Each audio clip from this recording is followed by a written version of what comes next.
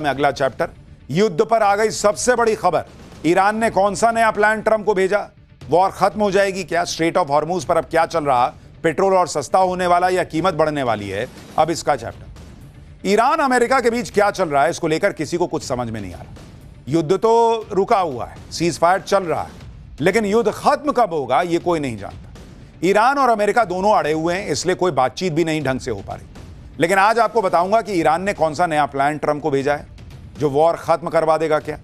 क्योंकि आप देखिए, ईरान के विदेश मंत्री 48 घंटे में 3 बार पाकिस्तान जा चुके हैं। पाकिस्तान वो जगह है जहां अमेरिका और ईरान के बीच पहली बार बातचीत हुई। ईरान के विदेश मंत्री इसी बीच रूस गए थे, वहां से लौटकर फिर पाकिस्तान चले गए और उधर ट्रंप को एक नया प्लान भिजवा दिया। आज इन सब के बारे में आपको बताऊंगा कि 48 घंटे में तीन बार पाकिस्तान गए क्यों, ट्रंप को नया प्लान भिजवाया क्या है, और साथ ही स्ट्रेट ऑफ हॉर्मूज में क्या चल रहा है। क्योंकि स्ट्रेट ऑफ हॉर्मूज का मामला सिर्फ ईरान अमेरिका का तो है नहीं, दुनिया का तेल गैस संकट वहीं पर है। भारत में पेट्रोल डीजल की कीमत को लेकर अब क्या कहा जा रहा है, एयरलाइंस कंपनियां किस तरह से पैनिक में आ गई हैं, राहुल गांधी ने क्या कह दिया है तेल और पेट्रोल और डीजल की कीमत को लेकर। अमेरिका और ईरान के बीच जो बड़ी हलचल मची है, पहले उसका एक ट्रेलर देखिए, फिर पूरी बात बताता हूं।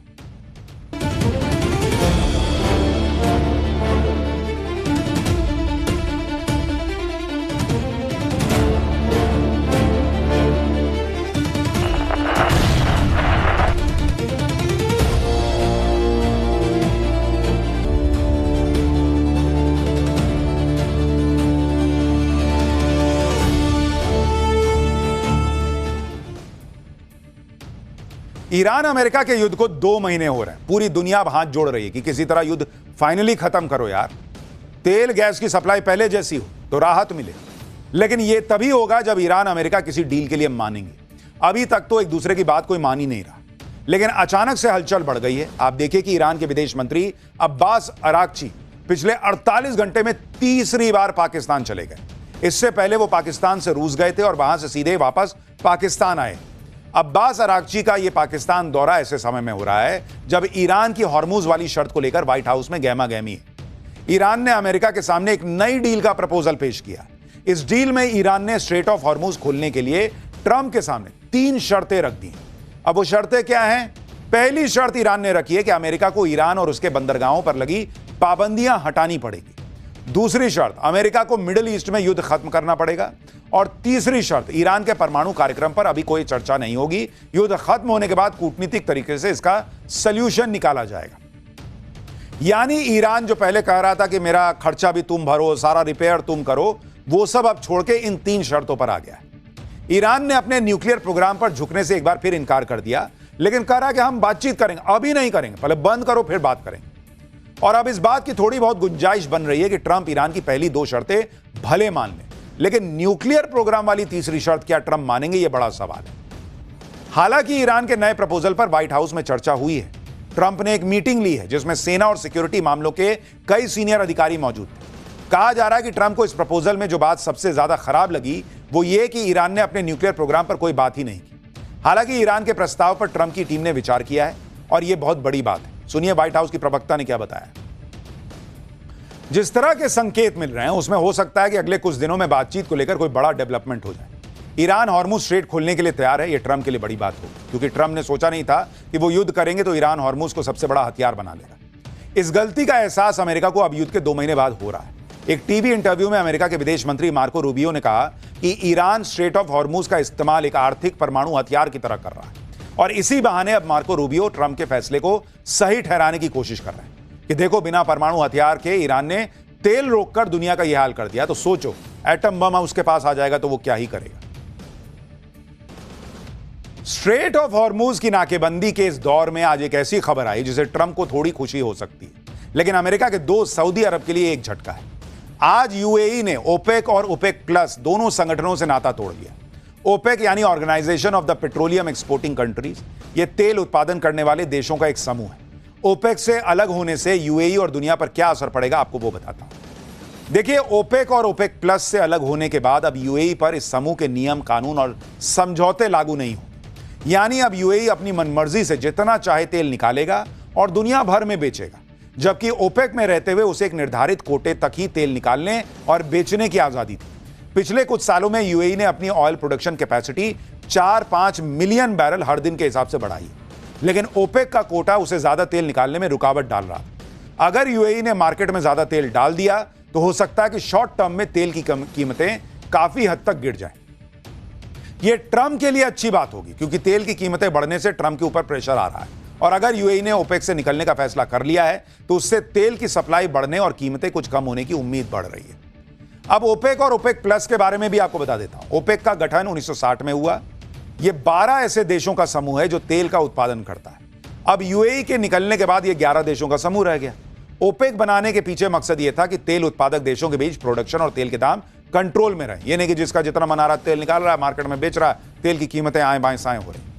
ओपेक देशों को अच्छा फायदा मिले, यह इनका प्रयास था।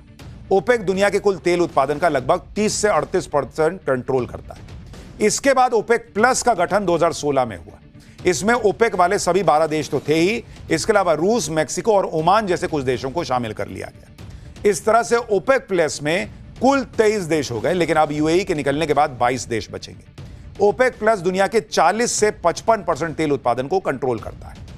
तो मतलब यह समझिए कि ओपेक छोटा ग्रुप है और ओपेक प्लस उससे बड़ा और ज्यादा पावरफुल वर्जन है। ओपेक से बाहर निकलने का फैसला यूएई ने तब लिया जब फिर से दुनिया में तेल गैस के बड़े क्राइसिस की बात होने लगी। ईरान ने स्ट्रेट ऑफ हॉर्मुज 2 महीने से बंद कर रखा है, और उधर अमेरिका ने ईरान की नाकेबंदी करके मुसीबत और बढ़ा दी। इन सब के बीच तेल गैस का संकट और बढ़ता जा रहा है। स्ट्रेट ऑफ हॉर्मुज का हाल यह है कि वहां पर जहाजों के आने जाने पर बड़ा रिस्क है। भारत ने स्ट्रेट ऑफ हॉर्मुज में कमर्शियल जहाजों पर हमलों को लेकर संयुक्त राष्ट्र में कड़ा संदेश दिया। भारत ने कुछ दिन पहले हॉर्मुज में जहाजों पर हमले की कड़ी निंदा की। बैठक में भारतीय नाविकों की मौत पर चिंता जताई। भारत ने कार्गो शिप पर हमले को नामंजूर बताया, कहा कि अंतर्राष्ट्रीय सीमा में सुरक्षित समुद्री मार्ग जल्द बहाल होना चाहिए। उधर हॉर्मुज में ईरान की नाकेबंदी से समंदर में सैकड़ों जहाज अब भी फंसे हैं। इन जहाजों पर कम से कम 20,000 नाविक सवार हैं, और ये नाविक हॉर्मुज के खुलने का इंतजार कर रहे हैं। और उनके सामने बड़ी समस्या यह है कि उनके पास सीमित राशन है खुद को जिंदा रखने की। अगर ईरान ने जल्द ही हॉर्मुज नहीं खोला तो बिना खाना पानी इन जहाजों पर मौजूद 20,000 क्रू की जान जो है वो आफत में आ जाएगी। उधर हॉर्मुज को लेकर ईरान अमेरिका भिड़े हुए हैं, पूरी दुनिया परेशान है। इधर भारत में पेट्रोल डीजल की कीमतों को लेकर फिर चर्चा बढ़ रही है। सरकार ने पहले खंडन किया था कि भाई तेल और पेट्रोल की कीमतें नहीं बढ़ेंगी, लेकिन तेल की कीमतें बढ़ने की आशंकाएं फिर से जताई जा रही हैं। नेता प्रतिपक्ष राहुल गांधी ने सीधे सीधे कह दिया है कि 5 राज्यों के चुनाव होने के बाद मोदी सरकार तेल की कीमत बढ़ा देगी। राहुल गांधी ने ट्वीट किया कि चुनावी राहत खत्म, महंगाई की गर्मी तैयार। 29 अप्रैल के बाद देखिए पेट्रोल डीजल सब महंगे होंगे। जब तेल सस्ता था मोदी सरकार ने अपना मुनाफा रखा, अब महंगा है तो बोझ आप पर डालेगी। सस्ते की लूट मचाती सरकार, जनता को बस महंगाई की मार। पेट्रोल डीजल के दामों का क्या होगा अगर हॉर्मुज का संकट चलता रहा? क्या परेशानी और बढ़ेगी? आपको इसके बारे में भी बताता हूं, क्योंकि पूरी दुनिया में एनर्जी क्राइसिस तो बना हुआ है और इसका असर अब धीरे धीरे भारत पर भी दिख रहा है। आप देखिए कि air India, Indigo, spice jet ने अपने हाथ खड़े कर दिए और सरकार के सामने अपनी चिंता जाहिर की। फेडरेशन ऑफ इंडियन एयरलाइंस ने सरकार से फौरन मदद की गुहार लगाई। एयर टरबाइन फ्यूल की ज्यादा कीमत से एयरलाइन इंडस्ट्री बंद होने की कगार पर है। एयर टरबाइन फ्यूल की कीमतें लगातार बढ़ती जा रही हैं। इससे इंटरनेशनल उड़ान भी अब घाटे का सौदा बन गई है। ईंधन की लागत परिचालन बजट का 40% हो गई है, जिससे आर्थिक बोझ बढ़ रहा है, ये कंपनियां कह रही हैं। सरकार ने अगर फौरन आर्थिक मदद नहीं की तो उड़ानों को बंद करना पड़ सकता है। तो यानी अलग अलग तरह से अलग अलग प्रेशर जो है वो आ रहा है। अब देखिए स्ट्रेट ऑफ हॉर्मुज खुलता है नहीं खुलता है, आगे क्या होता है। लेकिन तेल की कीमतों में आग तो लगी है, लेकिन यहां मौसम ने अलग आग लगा रखी है बॉस। अगला चैप्टर, अप्रैल में जून वाली गर्मी क्यों पड़ रही है? आगे